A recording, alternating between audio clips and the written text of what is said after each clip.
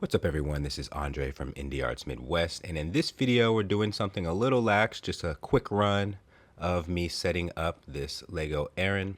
I will start off by saying that the Lego pieces were exported through stud.io, and while that may not be other people's first choice, it has been a program I've used for quite some time, and I've been very pleased with the updates they have had over the years. For this setup, I used all basic pieces because I knew that I was going to be applying materials from outer sources. So I just stuck with trying to find a unique hairstyle that kind of matched Eren's hair. And I think that I got fairly close. I'm pretty sure there was a couple of them that were better, but I was just trying to get to the modeling process. And so one particular thing that I will say is that there was a time when I could export from stud.io straight to Blender. And if I'm remembering correctly, that is version specific. The issue with that is, while that is my preferred method, the current version I was on, I honestly did not feel like putting in the extra effort to get that particular add-on working because, as you all know, add-ons can be kind of finicky and sometimes they work for some people and other times they don't. It really just, I'm not really sure what determines the success rate. What I did instead was exported as a .dae and then use the FBX conversion tool. And the reason why is because for some reason with .dae it will import the materials in, but they'll be wrong or they won't show up at all. So as soon as that conversion kicked in, it was no problem at all. All the materials may have come in with their own setups. So for me, this process is pretty straightforward as far as importing goes. I also found the image doing a Google search. It didn't really take very long. I've actually downloaded this once before. It got lost, and so had to download it again. But overall, it's one of the best versions I'd ever seen.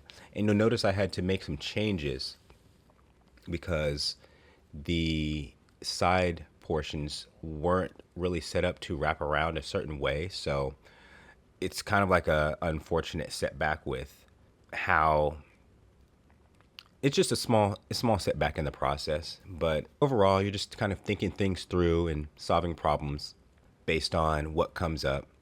Well, another important part of the process is naming everything. I've gotten to a point now where it's an absolute necessity at some point to name and section off certain attributes. So this one in particular is very small, and he also has some gear, so I would have separated that. And then the two swords probably would have stayed in the same file because there was only a total of 6 objects for the gear, and then of course multiple objects that make up the Lego Eren. As you can see, I am modifying Eren's face. So this is not normally how I would do it.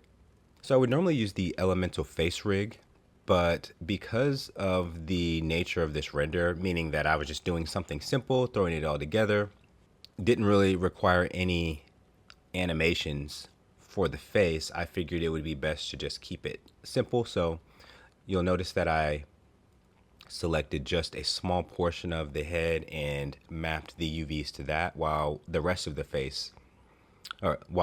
head just took on the texture color.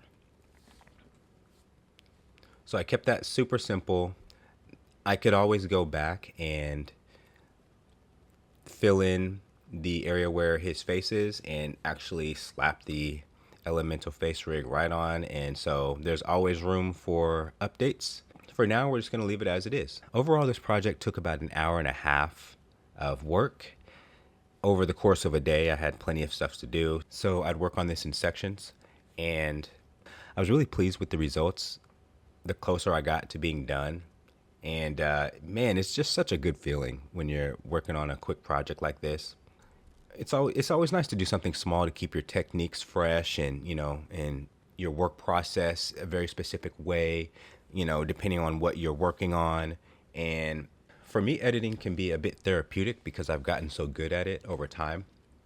And as you may have heard in previous videos, I have gotten extremely good at Blender by editing other people's files. So I'm not necessarily a 3D modeler in a sense of turning the default cube into a sculpted, beautiful mesh of an alien or something like that, but I can definitely edit 3D files and get them ready for some kind of animated project or preparing it for game ready use as an asset.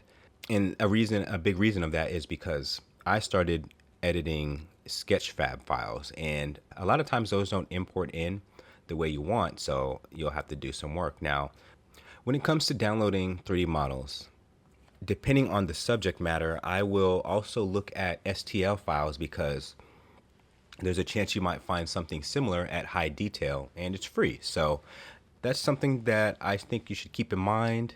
And one particular example of this is when I was editing the Tron Legacy light cycle in a previous video. That's from a couple of years ago, and ultimately the same process. Now what happens is you'll go and try to L to loop select on certain portions, and come to find that it selects the entire thing. And so you end up having to go into edit mode, press M to merge by distance, which then makes the mesh look really bad because you have to follow up with an edge split, which kind of brings everything back to normal. And while I did try to do that, this particular mesh was not wanting to work with me. And so I had to actually go in and manually select certain parts and not necessarily separate them, because I was totally fine with leaving these as is. But on the plus side, now that they have been separated by material rather than in a literal sense, I can still go back and then tab into edit mode and select that particular area based on color, and then P to separate. So it's not a big ordeal. It's just kind of like very subtle things that I've saved that I can fix later if I wanted to. So a lot of what you're seeing is me separating certain portions, which was a very tedious part of the process. In fact, I'd say that it took me the longest to get this part done than it did to set up the UVs for Eren's body and legs.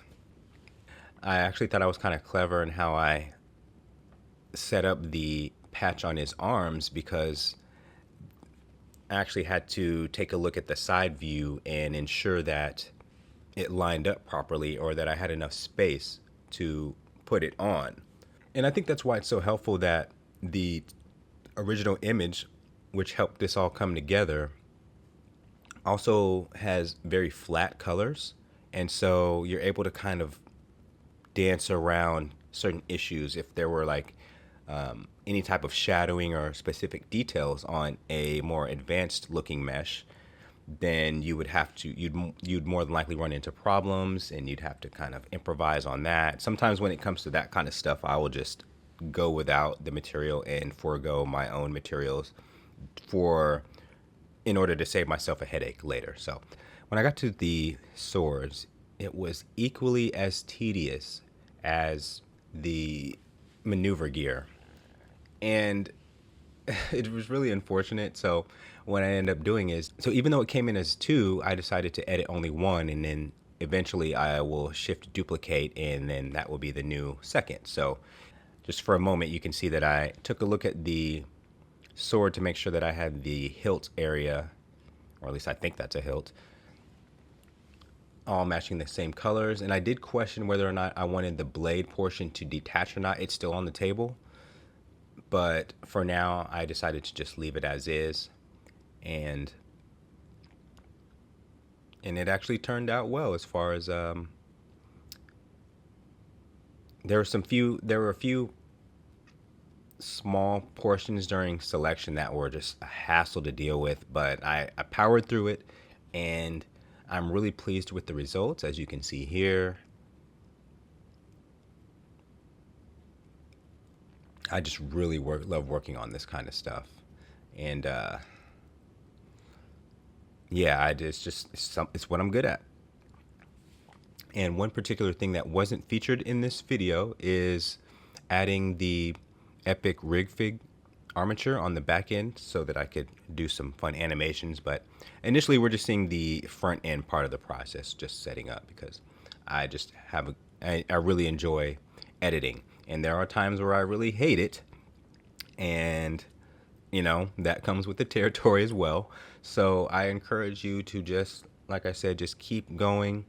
If you're new into the Blender process, I really recommend editing files to give you a certain understanding of how other people's work may not always come in perfect, and you may have to do some work to get things going in the right direction.